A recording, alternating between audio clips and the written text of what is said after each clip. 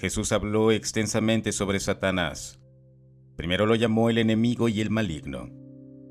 En Mateo 13:39, Jesús se refirió a Satanás como el enemigo, en la parábola de la cizaña. En Mateo 13:24 hay otra historia que Jesús contó. Mencionó que el reino de los cielos es como un gran granero que plantó buena semilla en su campo. Pero en la noche, mientras sus trabajadores dormían, vino su enemigo y plantó cizaña entre el trigo. Y se fue cuando la cosecha comenzó a crecer y producir grano. Las malas hierbas también crecieron. Los agricultores se acercaron a él y le dijeron: Señor, el campo donde plantaste la buena semilla está lleno de malas hierbas. ¿De dónde vienen? Un enemigo hizo esto, exclamó el granjero. ¿Deberíamos arrancar las malas hierbas?, preguntaron. Él respondió: las arrancaremos de raíz, también el trigo. Ambos dejarán de crecer juntos hasta la cosecha. Entonces diré a los segadores que separen la cizaña, que la aten en manojos y la quemen, y pongan el trigo en el granero. Luego, dejando afuera a la multitud, Jesús entró en la casa de sus discípulos. Ellos dijeron: por favor, explícanos la historia de la cizaña en el campo. Jesús respondió: el Hijo del Hombre es el granjero que planta la buena semilla. El campo es el mundo, y la buena semilla representa al pueblo del reino. La cizaña son las personas que pertenecen para el maligno. El enemigo que sembró la cizaña entre el trigo es el diablo. La cosecha es el fin del mundo y los segadores son los ángeles. Un enemigo no gusta o desprecia a otra persona. Busca hacer daño. Contradice o lucha contra la persona que se le opone. Así, un enemigo de Dios se opone a la presencia y propósitos de Él. En este mundo la Biblia nombra a Satanás, el diablo, como el adversario específico de Dios, como enemigo de Dios. A lo largo de la historia, Satanás ha buscado frustrar el plan de Dios, dañar a los humanos y alejarlos de Él. Las Escrituras nombran muchos otros enemigos de Dios y su pueblo. Además de Satanás, en la Biblia, un enemigo de Dios también se conoce como adversario. Cualquiera que desobedece los mandamientos del Señor es designado como enemigo de Él. En toda la Biblia se hace referencia al diablo como el maligno. En Juan 5:19, sabemos que somos de Dios y el mundo entero está en el poder del maligno. Los creyentes estamos en Dios a pesar de que la mayor parte de la humanidad está bajo el poder de Satanás. Cristo vino y nos concedió la vista espiritual. En 1 Juan capítulo 5 versículo 18, sabemos que todo nacido de Dios no persiste en el pecado, sino que el nacido de Él es protegido y el maligno no los toca. En Juan 2:13 señala: os escribo a vosotros, padres, porque conocéis al que ha sido desde el principio.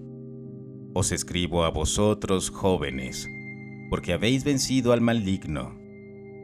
Os he escrito a vosotros, niños, porque conocéis al Padre. Cuando Jesús estaba prediciendo su muerte, Él hizo la declaración: ahora es el tiempo del juicio sobre este mundo. Ahora el príncipe de este mundo será expulsado. Juan 12:31 dijo que el mundo estaba a punto de crucificar al Señor de la vida y de la gloria, y al hacerlo, se condenaría a sí mismo y le pasaría el castigo por su terrible renuncia a Cristo. La condena estaba a punto de pasar a la humanidad culpable. El gobernante de este mundo es Satanás. En un sentido genuino, Satanás fue completamente conquistado en el Calvario. Creyó que había logrado eliminar al Señor Jesús de una vez por todas. En cambio, el Salvador proporcionó un camino de salvación para los hombres y derrotó a Satanás y a todos sus ejércitos simultáneamente. La sentencia del diablo aún no ha sido ejecutada, pero su destino ha sido sellado. Aún sigue realizando sus malas acciones en el mundo, pero es solo cuestión de tiempo que sea arrojado al lago de fuego. Cuando el Señor supo que se acercaba el momento de su traición y que no tendría mucho más tiempo para hablar con los suyos, Satanás se acercaba. Pero el Salvador sabía que el adversario no podía encontrar sombra de pecado en él. No había nada en Cristo que respondiera al diablo. No os diré mucho más, porque el príncipe de este mundo viene y no tiene poder sobre mí. Juan 14:30. Satanás gobierna un mundo que incluye hombres y ángeles separados de Dios. Este mundo engloba religiones falsas y amenaza con derrotar a la verdadera. Hijos de Dios no amen al mundo, ni nada que hay en él. Si alguno ama al mundo, el amor del Padre no está en ellos. Para todo lo que hay en el mundo, los deseos de la carne, los deseos de los ojos y la jactancia de lo que uno tiene y hace, no viene del Padre del mundo, y sus deseos pasan, pero quien hace la voluntad de Dios vive para siempre. Su impacto se extiende a las ideologías del mundo. La educación y el comercio controlan pensamientos e ideas especulativas y religiones falsas.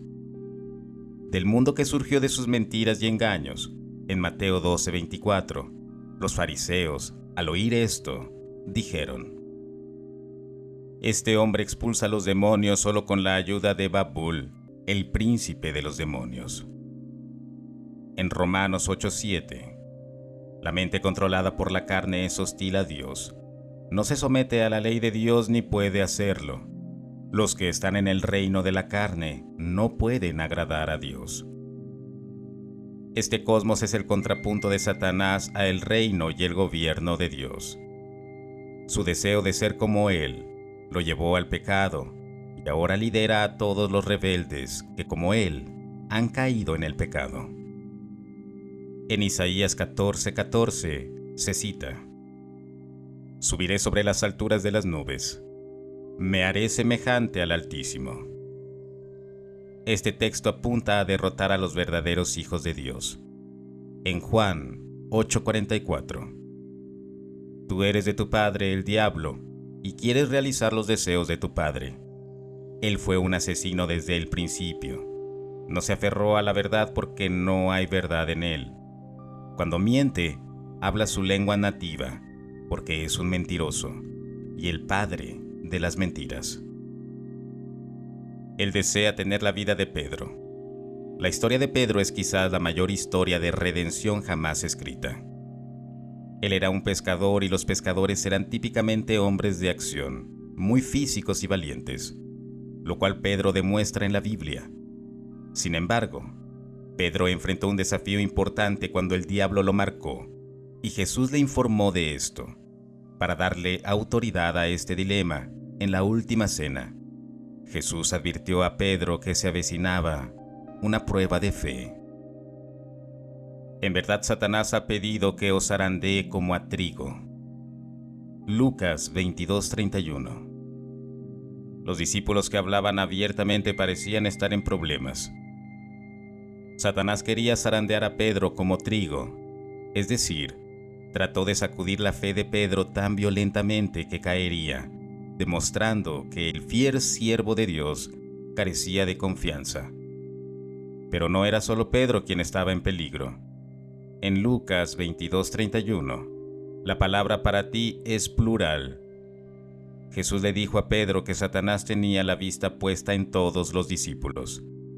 Algunas traducciones, como la Biblia de Estudio de Berea, especifican a todo el grupo. Satanás ha pedido que zarandee a cada uno de ustedes como trigo. Este pasaje nos ofrece un vistazo a un mundo invisible, plantea muchas preguntas, pero también proporciona muchas garantías. La principal es la cadena de mando. Dios claramente tiene el control, y el diablo está atado por restricciones. ¿Notaste el verbo que sigue al nombre de Satanás? Preguntaron los discípulos. Parecen estar en la misma situación que Job cuando Satanás buscó probarlo. no le has cercado alrededor a él y a su casa y a todo lo que tiene. Al trabajo de sus manos has dado bendición. Por tanto, sus bienes han aumentado sobre la tierra. Pero extiende ahora tu mano y toca todo lo que tiene, y verás si no blasfema contra ti en tu misma presencia. Dijo Jehová a Satanás: He aquí, todo lo que tiene está en tu mano, solamente no pongas tu mano sobre él. Y salió Satanás de delante de Jehová. El diablo tenía curiosidad y pidió permiso para probar a Pedro, así como pidió probar a Job. Esto cambia nuestra percepción de la serpiente antigua. Dios usará a todos los seres para el bien de su reino. La palabra Satanás significa adversario o acusador. Acusa al pueblo de Dios de hacer el mal. En Zacarías 3, versículo 1. Luego me mostró a Josué el sumo sacerdote, parado delante del ángel del Señor, con Satanás a su lado derecho, para acusarlo. En Pedro 5:8. Estad alerta y sobrios. Vuestro enemigo el diablo ronda alrededor como un león rugiente, y busca a alguien a quien devorar, tamizar como trigo. También es una metáfora de que eso podría significar destrozar a alguien.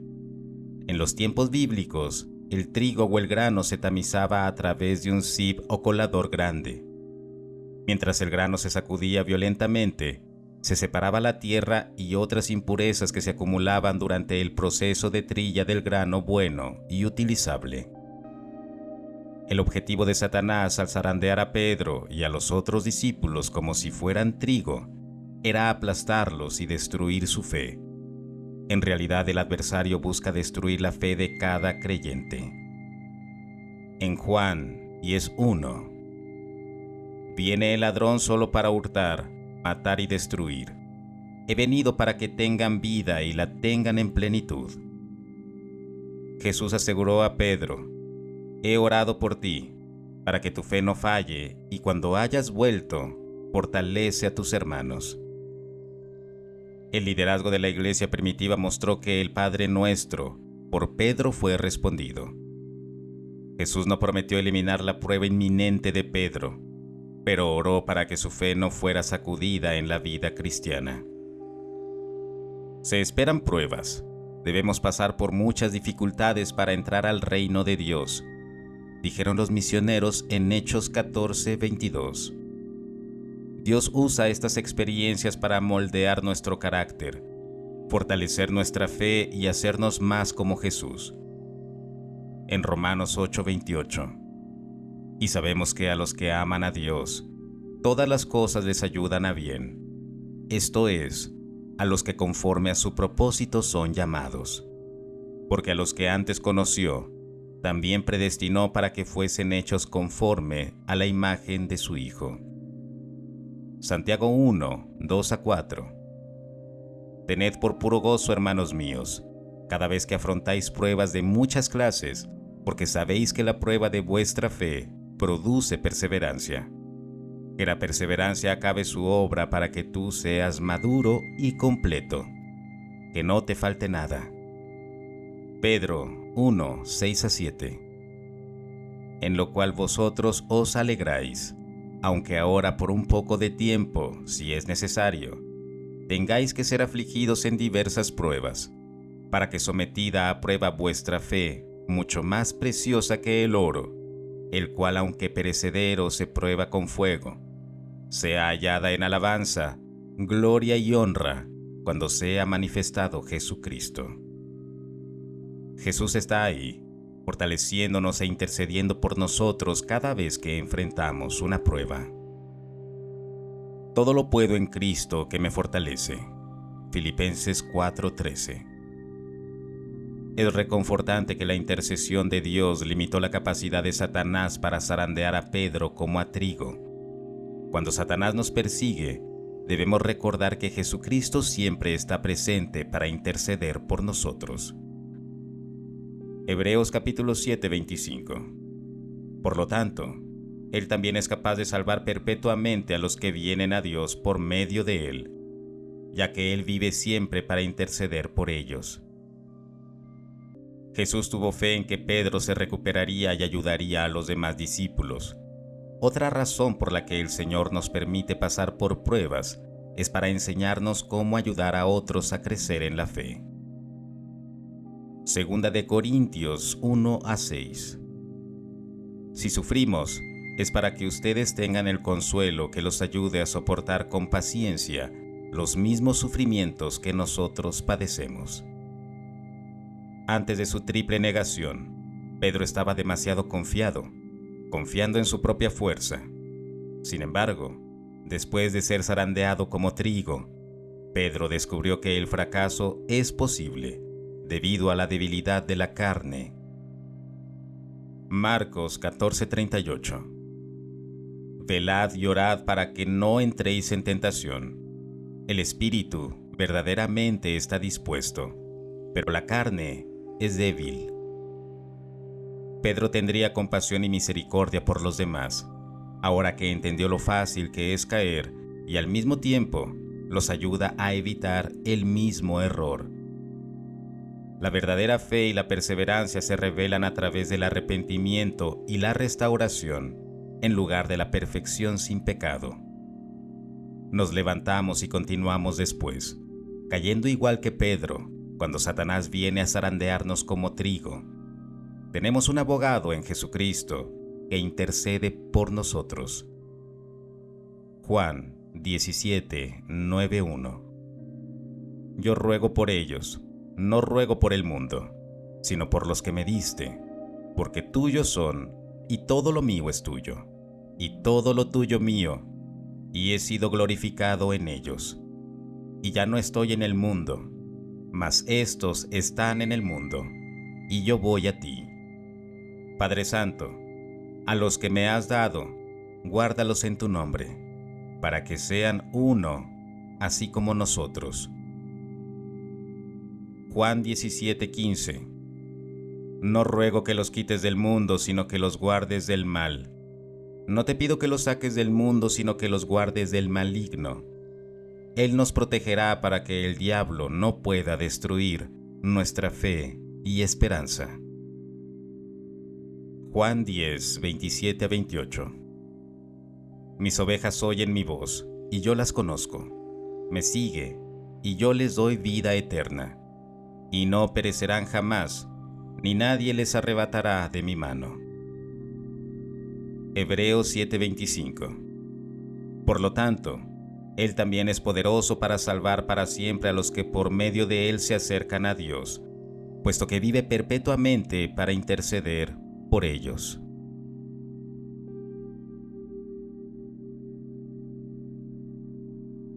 Jesucristo comenzó la buena obra en nosotros y la llevaremos a cabo hasta el fin, como se dice en Filipenses 1:6. Estando seguros de esto mismo, que el que ha comenzado una buena obra en ti, lo completará hasta el día de Jesucristo. Todos caminamos por el valle del fracaso. La pregunta es, ¿cómo responderás? Muchos se dan por vencidos y cambian una vida vibrante sirviendo al reino por una existencia derrotada. Sin embargo, el fracaso no tiene por qué ser el final. Es una oportunidad para un nuevo comienzo en la fuerza de Cristo. El enemigo esperaba sacudir la fe de Pedro con tanta fuerza que se alejaría de Jesús como paja. Pedro estaba decidido a cumplir su promesa a Jesús, incluso si todo fracasaba. Pero Satanás comprende el poder del miedo. Su objetivo al tamizar a los fieles es debilitar nuestra fe hasta el punto de que ya no seamos útiles a Dios. Quiere que nos mantengamos alejados de las actividades del reino del Señor. Como resultado, se centra en nuestras vulnerabilidades, en las áreas donde creemos que somos invencibles o al menos estamos bien protegidos. Cuando el diablo tiene éxito, nos descorazonamos y desmoralizamos. Sin embargo, este no tiene por qué ser el caso. Si estamos dispuestos, Dios puede usar el fracaso para la limpieza espiritual. Pedro dejó de lado su orgullo y amaneció el coraje del Espíritu Santo. Luego se arriesgó a la humillación pública, la persecución y la muerte para difundir el Evangelio. El fracaso fue un catalizador para una mayor fe y una verdadera servidumbre. En su gran consuelo, saber que Dios siempre es más fuerte que Satanás y que al confiar en Él podemos evitar la ira de Satanás y recibir una corona de vida. Pero el texto no termina ahí. La palabra de consuelo y esperanza de Dios continúa. Necesitamos aliento en nuestras luchas diarias para no abandonar la fe y maldecir a Dios. En tiempos de sufrimiento y debilidad, necesitamos algo de seguridad de que los altibajos de nuestra fe no culminarán en una caída permanente. En el versículo 32, Jesús nos da ese aliento y seguridad. De hecho, Satanás ha pedido por ti para zarandearte como a trigo, pero yo he orado por ti, para que tu fe no falle, y cuando hayas regresado a mí, fortalece a tus hermanos. Es reconfortante saber que Dios es infinitamente más fuerte que Satanás, y que si confiamos en Él hasta el fin, Él nos concederá la vida eterna. Es doblemente alentador y esperanzador saber que Jesucristo y Dios Padre no se queden sentados esperando para ver si tendremos fuerzas para perseverar en la fe. Fíjate que Jesús ora a su Padre por Pedro. Ahora, la palabra tú es singular en el verso 32. He orado por ti, es decir, por Pedro. Le pide a Dios lo necesario para preservar a Pedro de destrucción. Jesús confía en que su Padre responderá a su oración, porque dice, y cuando hayas regresado, fortalece a tus hermanos. Jesús sabe que Pedro lo negará 3 veces. Es una debilidad temporal, una breve pérdida de confianza. Pero rápidamente le siguen amargas lágrimas de arrepentimiento, como se describe en Lucas 22:62. El Padre concedió a Satanás el poder de zarandear a Pedro, pero en respuesta a la oración de Jesús, no dejó que Pedro cayera completamente por el tamiz. Aquí está el arma dual de esperanza y aliento que nos da. No estamos desprotegidos contra el enemigo, ni nos queda sostener el escudo de la fe únicamente con nuestras fuerzas. Dios siempre velará porque la fe tenga victoria y que sus hijos mantengan la fe. Este es el significado del formidable texto de Pedro, primera, del 3 al 5. Bendito sea el Dios y Padre de nuestro Señor Jesucristo, quien según su gran misericordia nos ha hecho nacer de nuevo a una esperanza viva, mediante la resurrección de Jesucristo de entre los muertos, para obtener una herencia incorruptible, inmaculada y que no se marchitará, reservada en los cielos para vosotros, que sois protegidos por el poder de Dios mediante la fe, para salvación que está preparada para ser revelada en el último tiempo. Nacemos de nuevo a una esperanza viva mediante la resurrección de Jesucristo. Mis ovejas oyen mi voz y yo los conozco a ellos, y ellos a mí. Síganme, les doy vida eterna y nunca perecerán, y nadie los arrebatará de mi mano. Mi Padre que me los ha dado es más grande y poderoso que todos. Nada ni nadie podrá arrebatarlos de la mano del Padre. Yo y el Padre somos uno en esencia y naturaleza. Juan 10:27-3. Él fortalece nuestro gozo en las promesas de Dios. Siempre se multiplica cuando se desborda desde el borde de nuestra vida y llega a los demás. Y esto es lo que pasa con los otros 10 apóstoles. Esto nos puede enseñar mucho. A veces, Dios trata contigo directamente en las primeras horas de la mañana, fortaleciendo tu fe. Sin embargo, la mayoría de las veces, Dios fortalece nuestra fe a través de otra persona. Dios nos envía un Pedro que nos trae exactamente la palabra de gracia que necesitamos para continuar. Salmo 35. Porque su ira es solo por un momento, pero su favor es por toda una vida. El llanto puede durar toda una noche, pero a la mañana vendrá el grito de alegría.